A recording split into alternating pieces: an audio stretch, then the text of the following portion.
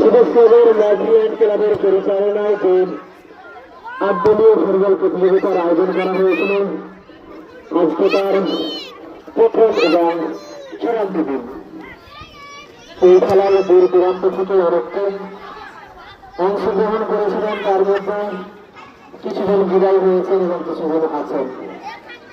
এখন আপনারা যে দুইটি দলের খেলা দেখছেন, একটি হচ্ছে রাজারামপুর মিলনদুখী এবং তার সাথে চরমভাবে প্রতিদ্বন্দ্বিতা করছে নীলতাপুরি ভাই ভাই ক্লাব।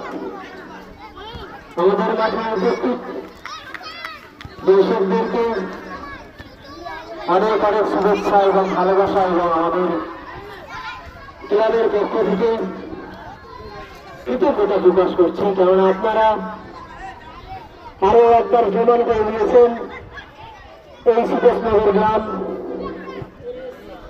এই গ্রাম হচ্ছে ভালোবাসার গ্রাম, এই গ্রাম হচ্ছে একে অপরকে সহানুভূতি দেখানোর গ্রাম।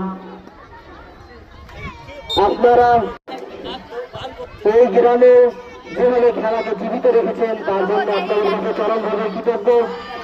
আপনারা যেমন বিগত দিনে খেলাধুলা করেছেন, তেমনই ভাবে আপনাদের পরবর্তী প্রজন্ম